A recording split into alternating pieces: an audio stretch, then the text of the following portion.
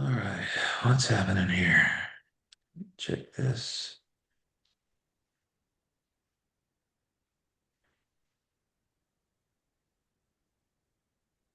Okay, let's knock this out and then we'll call it a semester. Okay, so we are picking up at verse 36. So we had like you said, like Game of Thrones stuff. I mean, there's a lot of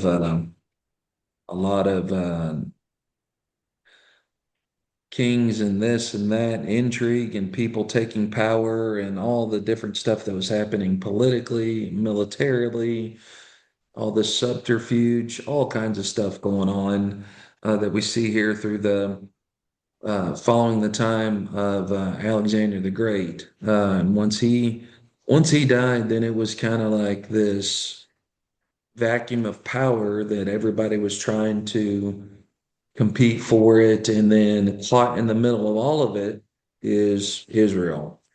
And so that's the perspective that we care about here is what's happening with Israel. All the other history is interesting, but we're primarily concerned, and that's what Daniel's obviously concerned about, is what's going on with his people, especially as this is he's nearing the time of he's up in years, and also the time of the 70 years is coming to an end about when they're going to be able to go home and when the decree is made that they can go home. So picking up at verse 36, we won't dig into I won't read all the scripture here. We'll just work our way through the comments on it. Now, we've been studying the final vision recorded in the book of Daniel, depicting what will affect Daniel's people. Now, describing events in the latter days for the vision refers to many days yet to come. Now, its words were closed and sealed till the time of the end. Now, so for such reasons, this vision has been called the vision of the time of the end. Now, again, what do we mean by the end? We mean the end of all things, as some take it to mean, and I think incorrectly so, or the time of the end of what's going to be happening with Israel, Jerusalem. Eventually, is going to culminate in 70 AD with Rome. So we've got this whole time period, the intertestamental period of time, post-exilic Israel, and everything that's happening after the return back home, and then everything that's happening in between 70 AD and this time frame it's what's going on here. Now, in the introductory remarks of this vision, there's a glimpse of spiritual warfare, which we saw in chapter 10. Such forces affecting the nations of Persia and Greece. That was a really fascinating chapter. As the vision unfolds, a series of future conflicts involving nations is described between the Persians and Greeks, and then between the kings of the south and the kings of the north. So that was Egypt and Syria. So the Ptolemies and the Seleucids were the people that we're dealing with here. Now, in this conflict, Israel would be caught in the middle. Israel would suffer extreme blasphemies by one Syrian king, and so much of this is focused on that, and that is Antiochus Epiphanes, and that's around that 165, 160 area where that's going to be going down. Now, beginning with Daniel chapter 11 and verse 36, which is where we left off. There's Noah. Um, it there is a large diversity of opinion. So things begin to once we hit verse 36, there's pretty much the stuff that we went over last week, all those names and peoples and all that stuff. There's pretty much people are well in lockstep. But then once we hit verse 36, things change. So, regarding the identity of the king described in 11 verses 36 through 45, the time in which events described in these through the end of chapter 12 would be fulfilled. Now, as is with any difficult portion of scripture, especially in one involving this kind of prophecy, dogmatism should be avoided. Now, in this study, our final one in this series of lessons of the book of Daniel, We're going to offer what we believe is a plausible explanation of the text. So there's two main groups that really settle out here on the identity of this king. So let's read 36 through 45, and then we'll see if we can see here. There's two main groups. Now, it says, Then the king will do as he pleases. He will exalt and magnify himself above every god, and will speak monstrous things against the God of gods, and he will prosper until the indignation is finished, for that which is decreed will be done. And he will show no regard for the gods of his fathers or for the desire of women, nor will he show regard for any other god, for he will magnify himself above them all. But instead, he will honor a God of fortresses, a God whom his fathers did not know. He will honor him with gold, silver, costly stones, and treasures. And he will take action against the strongest of fortresses with the help of the foreign God. He will give great honor to those who acknowledge him, and he will cause them to rule over the many, and will parcel out land for a price. And at the end time, the king of the south will collide with him, and the king of the north will storm against him with chariots, with horsemen, with many ships, and he will enter countries, overflow them, and pass through. He will also enter the beautiful land. Of course, we know what that's referring to. And many countries will fall, but these will be rescued out of his hand, Edom, Moab, and the foremost of the sons of Ammon. Then he will stretch out his hand against other countries, and the land of Egypt will not escape, but he will gain control over the hidden treasures of gold and silver and over the precious things of Egypt. Of Libyans and Ethiopians will follow at his heels. But rumors from the east and the north will disturb him, and he will go forth with great wrath to destroy and annihilate many. And he will pitch the tents of his royal pavilion between the seas and the beautiful holy mountain. Yet he will come to his end, and no one will help him. Okay, so who are we talking about here? Well, there's two main camps, three in total. There's a third. So the first view here is that this is Antiochus Epiphanes of Syria, which seems to fit with certain timelines. So the vile and blasphemous ruler described in 21 through 35 is just this is continuing description. So we almost everybody agrees that 11, 21 through 35 is talking about Antiochus. Well, verse 36, some would say this is just the continuation.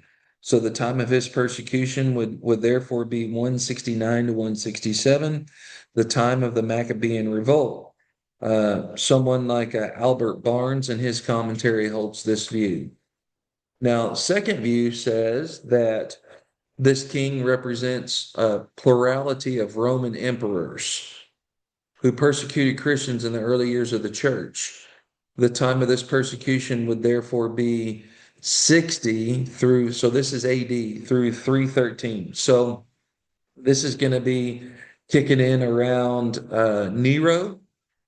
So Emperor Nero, we're familiar with, and that's about the time frame that Peter and Paul were martyred, mid 60s, late 60s, and what's going to follow there. So some say this is going to kick in with Nero and what's going to follow through up till about 313 AD. So that's one view. And now this is view is proposed by a fellow by the name of Robert Harkrider in his workbook.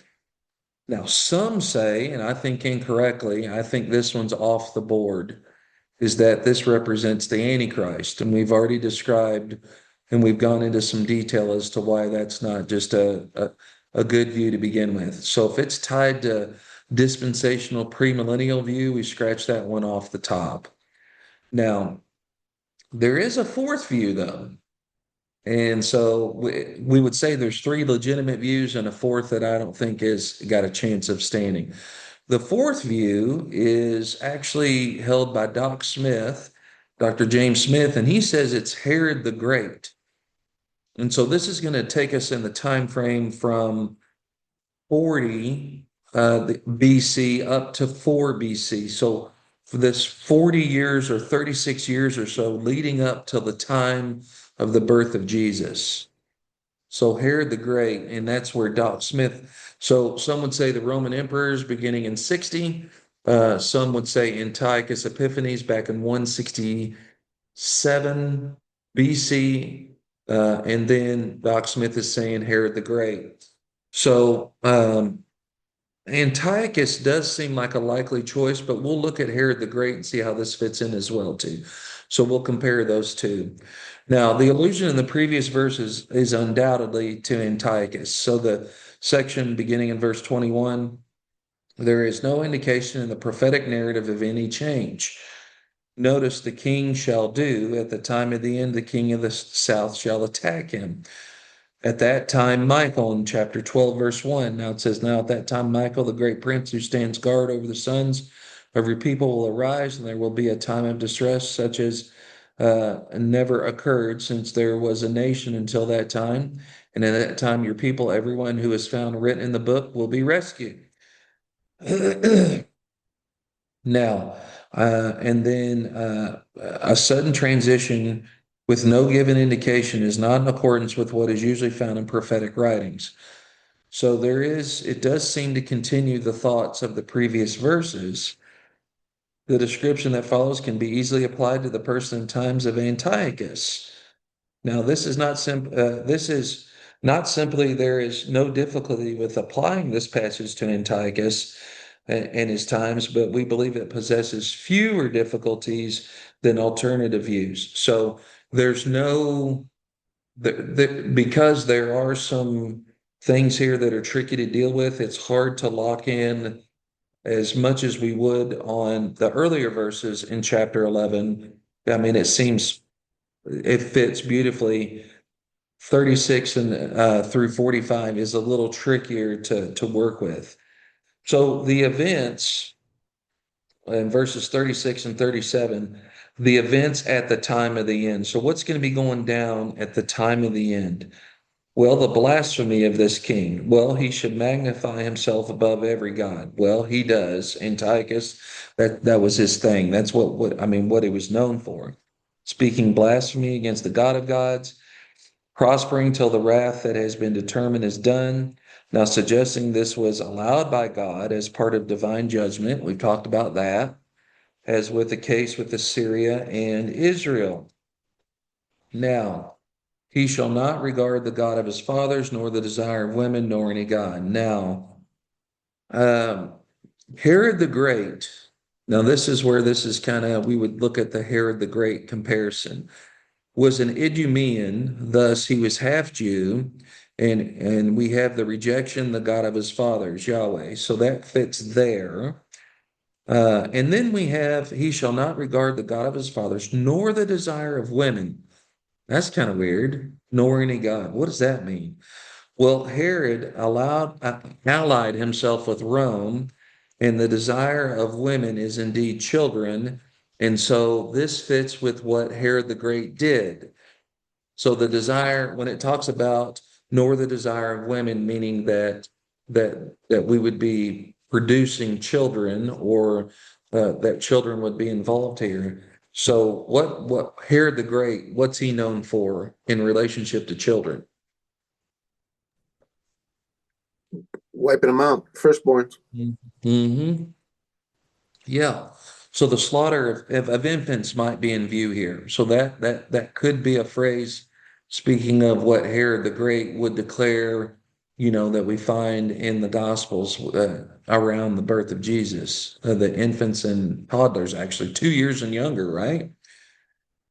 Now, in verses 38 and 39, it says, he shall honor a God of fortresses.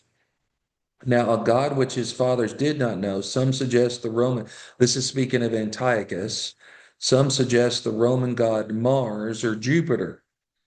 Now, we do have, when you study Greek mythology and you study Roman mythology, there's usually a one-to-one on these name things, right? So we look at Jupiter, the correlation in Greek pantheon is who? Zeus. Yeah, Zeus. And then if we were to look like at Mars, I think was God of War, then that would be, there's correlations between the two. Um, so Now, some might even suggest that this would be the Roman Caesars. Now he shall act against the strongest fortresses with his foreign God, rule over many and divide the land. Now, again, this could apply to Antiochus because of the way he handled things. Now, the conquest and the end of this king. So this takes us up into verse 40.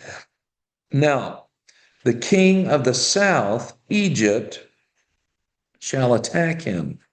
Note this will occur at the time of the end. Now, this may help pinpoint the meaning of the latter days. Now, Greek rulers of Egypt were the Ptolemies, so this would have been up around the time of Herod. So this is going to be the Cleopatra the seventh. Now, this takes us into the Cleopatra that we know from history. So this is going to be Herod the Great time frame, Cleopatra the seventh. So in 31 BC, Herod was an ally of Cleopatra and Mark Antony, and versus Octavius, who is also Augustus. So that again, we're looking at the possibility of this being Herod the Great. There's some things that line up, or Antiochus. I think these are the two most reasonable. Now, speaking of the time of the end, the last period of Jewish national history prior to the Messianic age. So when Jesus shows up on the scene, it's really the beginning of the end for Israel and Jerusalem. And what's going to be changing within Judaism at the crucifixion, what happened at the temple? Something pretty remarkable. What happened at the temple at the crucifixion? The veil was removed. Yeah, so the veil was torn, right? Was rent asunder from top to bottom. So that was speaking judgment and some other things that were taking place and what that meant. Now that things are going to be changing from the old covenant to the new covenant, access to God is now going to be granted through indwelling of Holy Spirit into believers. There's no more physical building. There's going to be a spiritual building, the church, where we are spiritual stones that are being built up into that kind of a dwelling for God. So things are drastically going to change now. And so when Jesus shows up on the scene, it's this idea, when we say that the kingdom of God is at hand, well, that's because the king was present. And so ushering in a whole new dynamic. And this whole new dynamic would culminate in the end of national Israel, Jerusalem, the temple, judged in 70 AD by the Romans. So this time of the end, the last period of Jewish national history prior to the Messianic age, works very well with the Herodian dynasty. So that's what we see here, beginning with Herod the Great in this time frame. So it does seem to fit on some of that. So Antiochus or Herod the Great, there's good evidence for both as we move through this. Now, so the king of the north, Antiochus Epiphanes, will respond, or this could be Octavian Augustus, who now ruled Syria. So if we're looking in the time frame of Herod, and will respond and overwhelm the countries, they're both going to enter the glorious land, Israel, overthrowing many, while Edom, Moab, and Ammon will escape. But Egypt, if you recall, will not escape. Even Libyans and Ethiopians will submit. Now, he, in verse 41, would be Augustus, not Herod. So if we look at verse 41, he will enter the beautiful land in many countries. This would follow with Augustus. Now, he shall come to his end. Now let's listen to this. News from the east and north will trouble him, and that's possibly from Persia. He shall proceed to destroy and annihilate many, planting his tents between the seas and the glorious holy mountain. Could be Antiochus, but what about Herod? Well, Herod, news from the east that troubled him. remember the biblical account. What news came from the east that troubled Herod that led to some things? Who was it? Jesus, the King of Kings. Okay. And that message was brought by who? The Magi? Yeah, the Magi. And some believe the Magi are direct descendants of who? No. Daniel, Hmm. Shadrach, Meshach, Wow. Abednego, Hananiah. So that some believe that the Magi actually are descendants and are those who would follow in the line of Daniel, Hananiah, Mishael, and Azariah, and others like them. So some believe that this captivity led to the eventual magi who would be on the scene and be communicating the birth of this king to Herod, and that message would trouble him. It did trouble him. And so the news from the north, well, what would that be? Well, a letter from Herod's son in Rome, and let's see what that might be about. So there's some paranoia happening now, right, with the king's demise. So the troublesome news, the tidings out of the east that trouble Herod probably referred to the news brought by the Magi. The tidings from the north in a letter from Herod's son in Rome.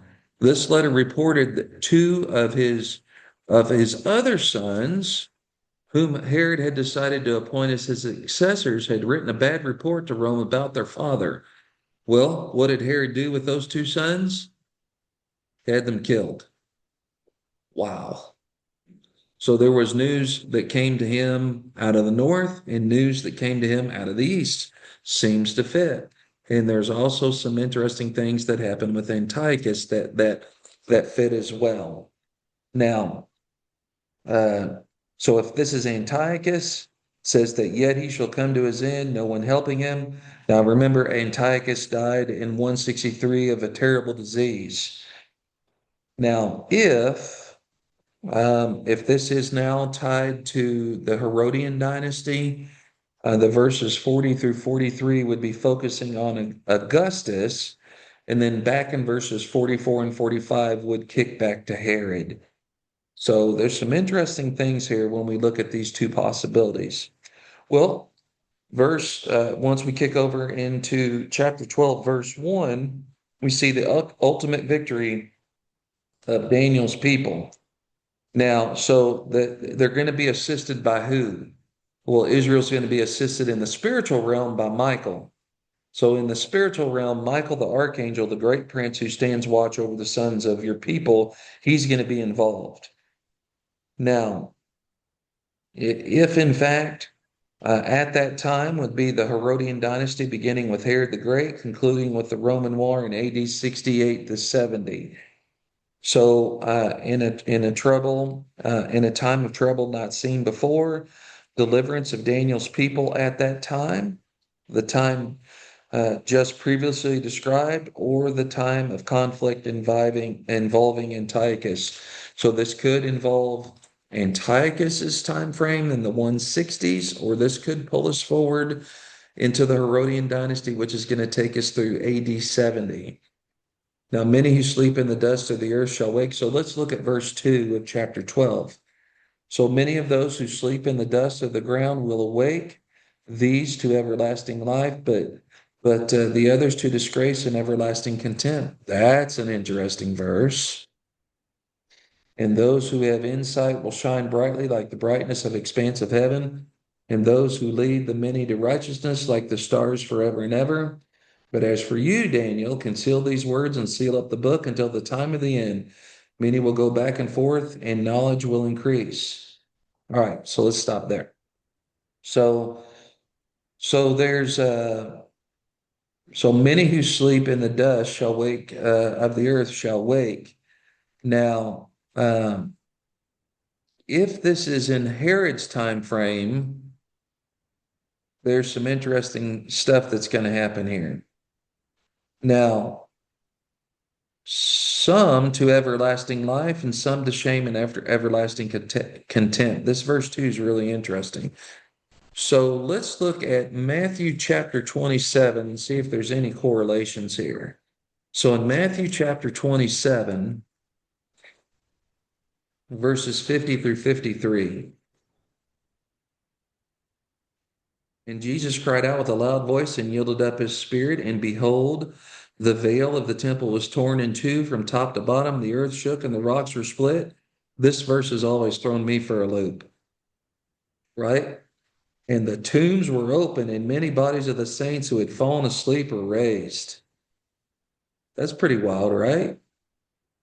In verse 53, and coming out of the tombs after his resurrection, they entered the holy city and appeared to many. That's a wild verse right there. So the Doc Smith is saying there's a connection between Daniel 12:2 and what happened at the crucifixion. Now, a resurrection of sleepers, a resurrection awakening. So let's see here if we can get some more details on what this might be referring to. Now, a resurrection involving many. Now, those who insist that this refers to the final bodily resurrection from the dead labor to prove that many does not indicate a partial resurrection. It means numerically many. There was, however, a time when this very language was used of a partial resurrection. A partial and physical resurrection of bodies from the graves around Jerusalem was the exclamation point on a ministry that had been calling forth people from spiritual deadness. Of them have been understood in two ways. So the partitive, many out of all who sleep, and local, many from this state of sleeping. Now, the latter is probably correct. So a resurrection of sleepers that sleep in the dust of the earth. Now, those involved in this resurrection are literally called sleepers of or in the land of dust. And in the Bible, death is frequently compared to sleep. Now, the dust of the earth is figurative of the grave. Now, is this entire expression speaking of physical death? This language is sometimes applied to those in a state of moral, spiritual indifference, nationally, as well as individually. The sleepers are primarily those Jewish people to whom John, Jesus, and the apostles preached in the time of the end of God's dealings with national Israel. The verse, however, can be applied to sleepers in the broader sense of any people who have not heard the gospel. Okay, so, all right, but what about this awakening? This is what really is, right? So now commentators are all but united in seeing this awakening as a reference to the final resurrection of the body. Now, the Old Testament knew of a resurrection of the body. Now, the awakening here probably is not, however, the final bodily resurrection, but the moral and spiritual awakening caused by the preaching of the gospel. Now, in the days of the Herodian dynasty, the whole nation of Israel was awakened out of the sleep of centuries through the preaching of John the Baptist and the New Testament apostles and evangelists. So there's some fascinating stuff to consider here about this verse. This is one of those verses that is really, really hard to pin down, and it makes you wonder if, in fact, it was speaking of some things here. Now, what about these final instructions that are given to Daniel back in chapter 12? So he has some final instructions in verse 4 where he's told to shut up the words and seal the book until the time of the end. And again, it seems reasonable to me that if this is tied into the Herodian dynasty with Herod the Great, the time of the end, I believe, is God's dealings with national Israel, makes a lot of sense. Now, perhaps what is meant is to stop writing and secure what has written. So again, if this is tied to Antiochus, still would be fulfilled within the 200 to 400 years. Now, perhaps now compare this back with what we saw in Daniel chapter 8, where he's told to put it away, sit on it, wrap it up, close it up, that kind of stuff. Both visions in Daniel 8 and then Daniel chapters 10 through 12 were to be sealed up. Both pertain to many days in the future. Yet both visions were fulfilled within 200 to 400 years. Again, contrast this with Revelation 22:10. The vision of Revelation was not to be sealed, for the time was at hand. Now, how then the explanation of some that the events of Revelation have yet to begin nearly 200 years later? So we do not think that this is tied into stuff that's happening with Revelation. So there's two final questions that are answered in verses 5 through 7. All right, so let's read 5 through 7. It says, Then I, Daniel, looked, and behold, two others were standing, one on this bank of the river, and the other on that bank of the river. And one said to the man dressed in linen, who was above the waters of the river, How long will it be until the end of these wonders? And I heard the man dressed in linen, who was above the waters in the river, and he raised his right hand and his left hand toward heaven, and swore by him who lives forever, that it would be for a time, times, and half a time. And as soon as they finish shattering the power of the holy temple, all these events will be completed. As for me, I heard, but could not understand. So I said, My Lord, what will be the outcome of these events? And he said, Go your way, Daniel, for these words are concealed and sealed up until the end time. Many will be purged, purified, and refined, but the wicked will act wickedly, and none of the wicked will understand, but those who have insight will understand. And from the time that regular sacrifice is abolished, and the abomination of desolation is set up, there will be 1,290 days. How blessed is he who keeps waiting and attains to the 1,335 days. But as for you, go your way to the end, then you will enter into rest and rise again from your allotted portion at the end of the age. This is some wild stuff here. Now, there's two final questions that are answered. One question's overheard by Daniel. Daniel saw two others, one on each side of the river. One asked the man clothed in linen about the river, How long shall the fulfillment of these wonders be? So what's he's saying, when's all this going to go down? And I think that's what everybody would want to know, right? When's it going to go down? How long's this stuff going to last? So Daniel heard the answer in the form of an oath. So when this guy raises both of his hands, it's like this is a solemn oath this guy's making toward heaven. And so, and that's what he does. So in his oath, the celestial messenger made known first what is the duration of the period of great distress. Again, this language shows up. This is brought forward.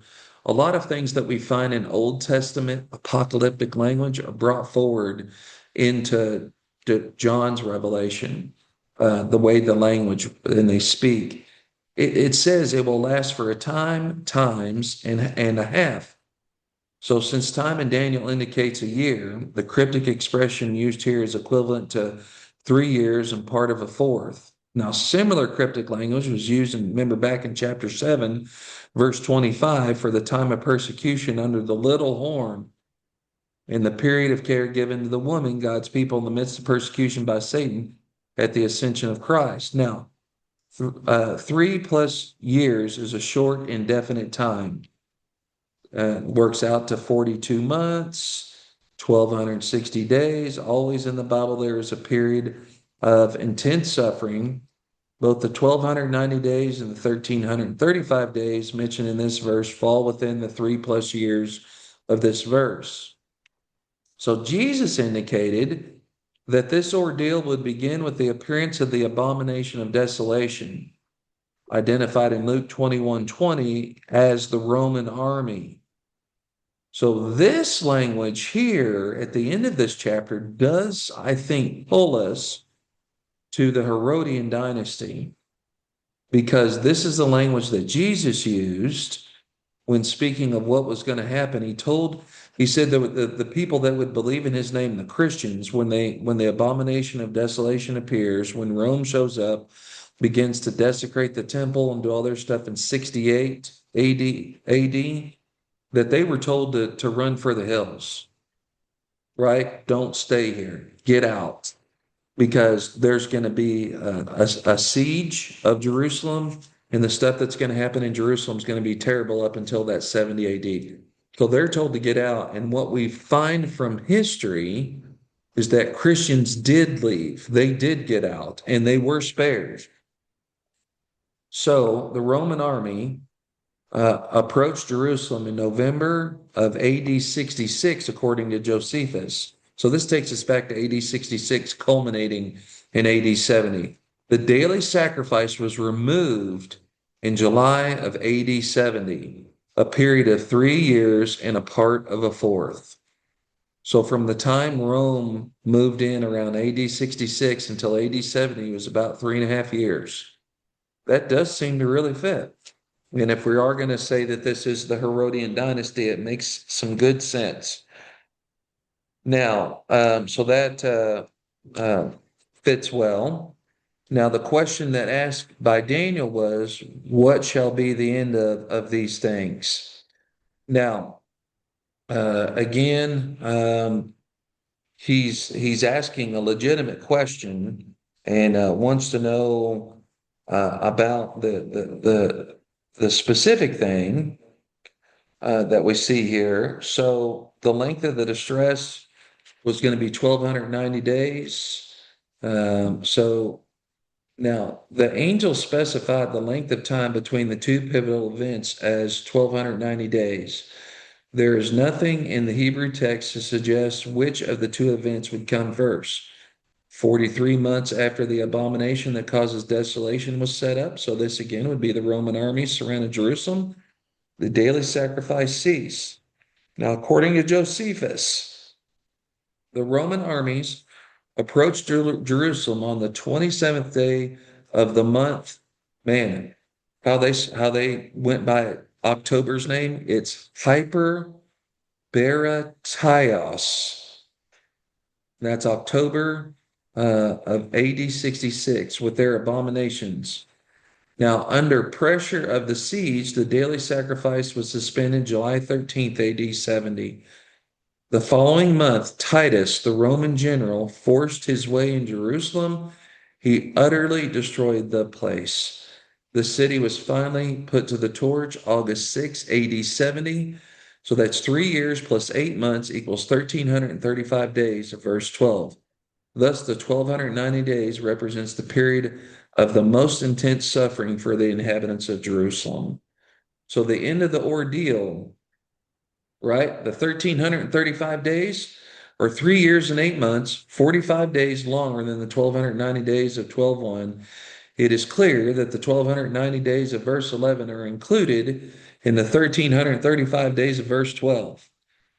And that the 1,290 days and 1,335 days start from the same beginning or terminus a quo. Now, Jesus was probably alluding to these days when he said, he who stands firm to the end will be saved, Matthew 24:13. Now, in the days, so contrasting this with Antiochus, in the days of Antiochus, the abomination that causes desolation was set up. Obviously, when the temple was reconstructed after 2,300 days, that abomination was removed. So the absence of any reference to the removal of the abomination after 1,290 days should be noted. So there's going to be an end of things, and true end of things did not happen with Antiochus. It happened with the Herodian dynasty that concluded in AD 70 with the Romans moving in. So there really was a time of the end there. It does fit well. So since the entire city of Jerusalem was to be devastated, the removal of the abomination is no longer relevant. So does really seem to fit. Now, so if this is fulfilled in the time of Antiochus or it's fulfilled in the time of the Herodian dynasty with Herod the Great, in that time frame, either one is okay. And what I mean by that is this.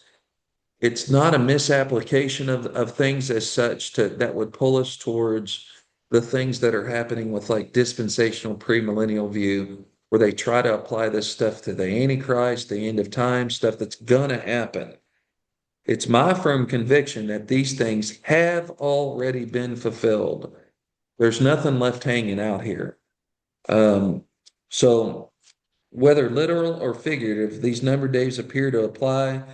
Some say to the Antiochus persecution, or some say, and Doc Smith and others say to the Herodian persecution and ending with Rome. So Daniel is then told to go his way till the end, for he shall rest and arise to his inheritance at the end of the days. Now, that obviously would take us into the end of all things there, but not the same as what's happening here in either Antiochus 165, 167, or the Herodian dynasty 70 AD. Now, so that's a whole lot to take in. So the vision of the time of the end describes events that would affect Daniel's people, Israel, take place in the latter days, for the vision refers to the many days yet to come and occur in the time of the end.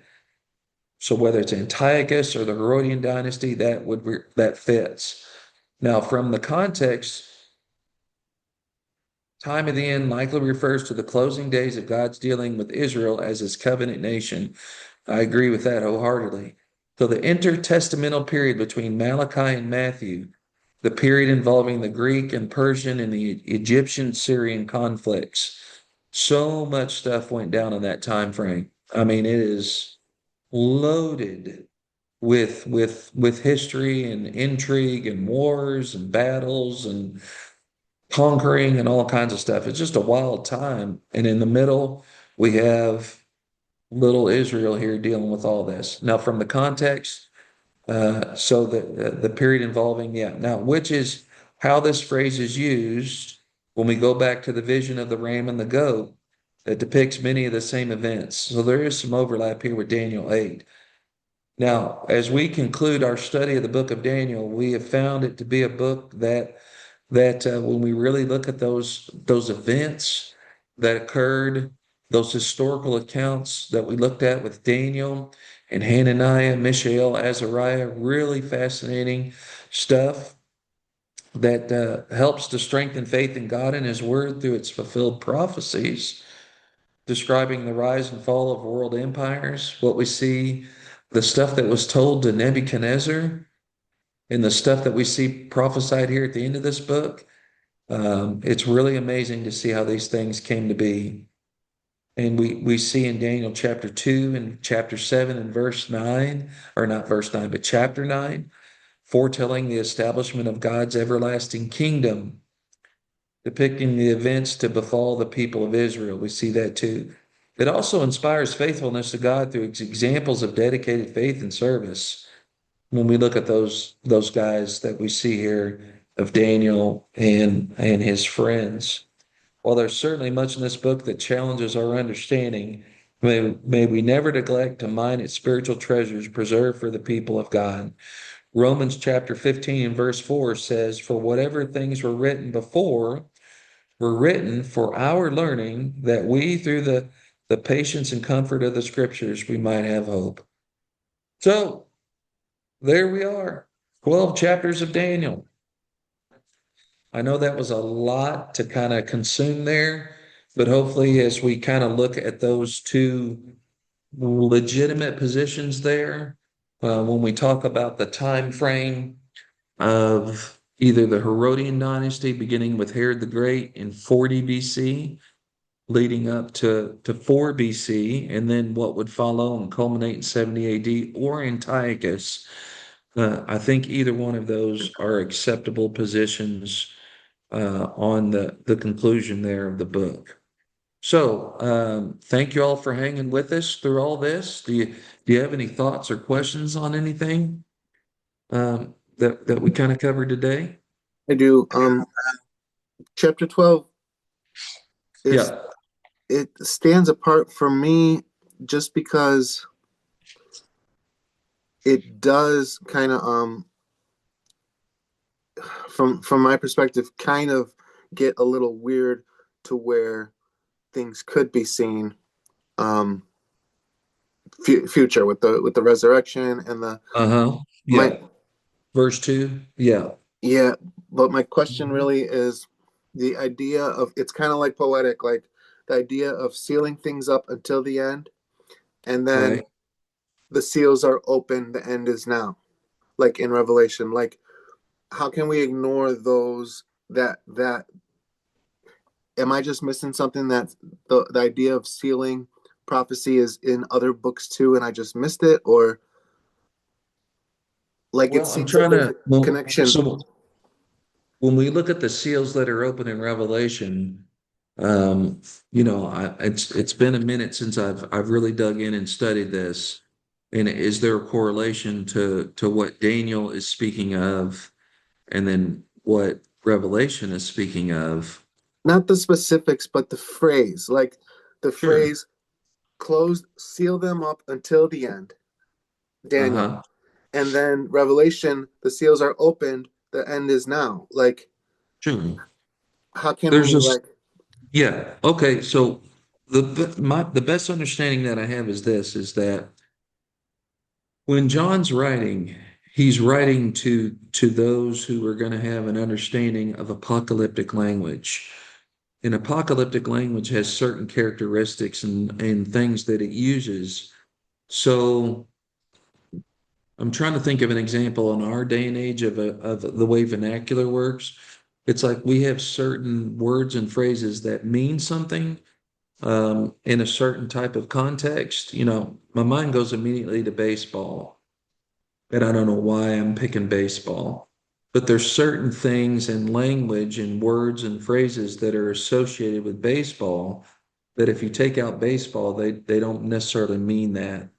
You know what I mean? So in that realm of where we would use certain phrases and language, it would mean something within that context. So apocalyptic language had a very specific purpose. It was meant to be used for encouragement, and it was also meant to be cryptic in such a way that if you didn't understand apocalyptic language, that certain things could be communicated in such a way to in that period of time that those that were reading it could understand it, but those that didn't understand apocalyptic language would be shut out. And that was kind of on purpose. Like when John's writing in the time frame that he's writing and he's speaking of certain things that might be referring to Rome, he uses the term Babylon. Well, there's a lot of things that are carried forward in apocalyptic language that's meant to be like a code language of sorts. It's understood by certain individuals because of the so sealing up and unsealing and breaking of seals, and those concepts are part of apocalyptic language itself. And so those things can were going to be pulled from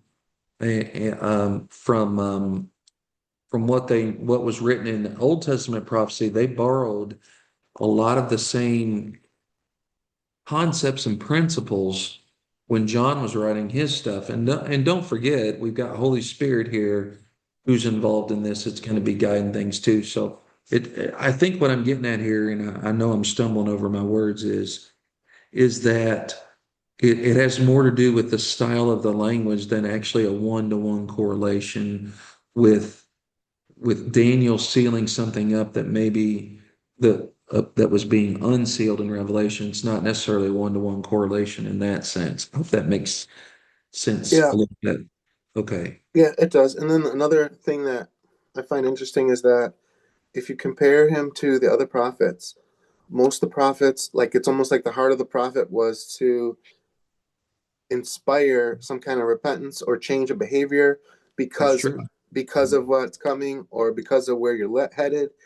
But in Yep. this case, it's like he's just laying out all these things that are going to happen, um, Right. and have hope because in a long time there'll be restoration, and You're it's right. almost like he doesn't. There's not a call to action, just only. Um, it makes sense that there'd be no more prophets in those 400 years because it's like he's not asking for any action, immediate action. He's just saying, too late. This stuff, we're stealing it up. It's going to happen like this. you guys are, Good. you guys Yep. sealed your fate.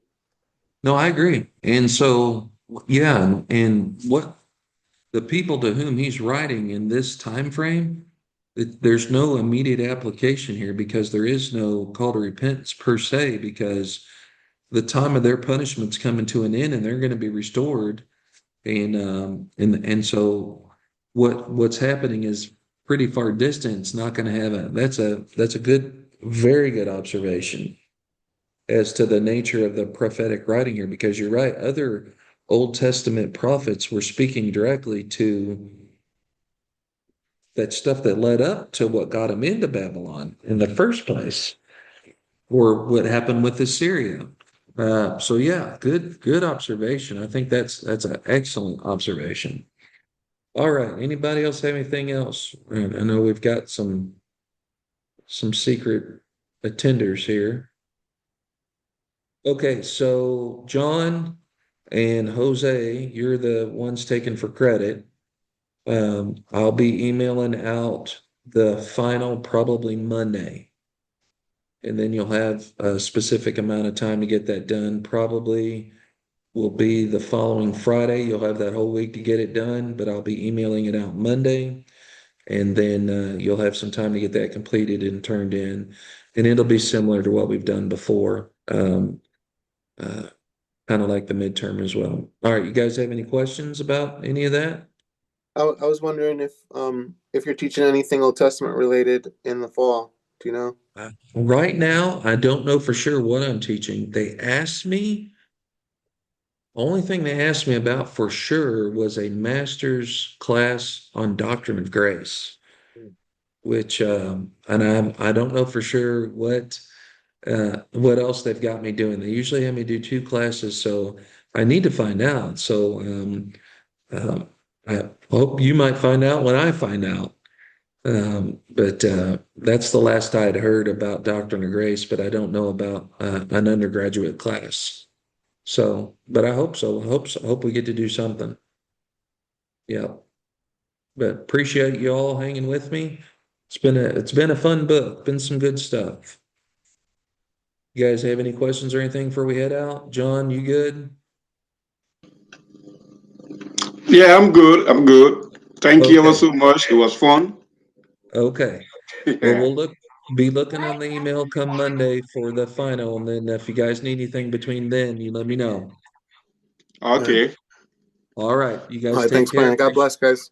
Yeah. God Have a bless good y'all. week, everybody. All right. Bye. Thank you. Hope to see you next semester.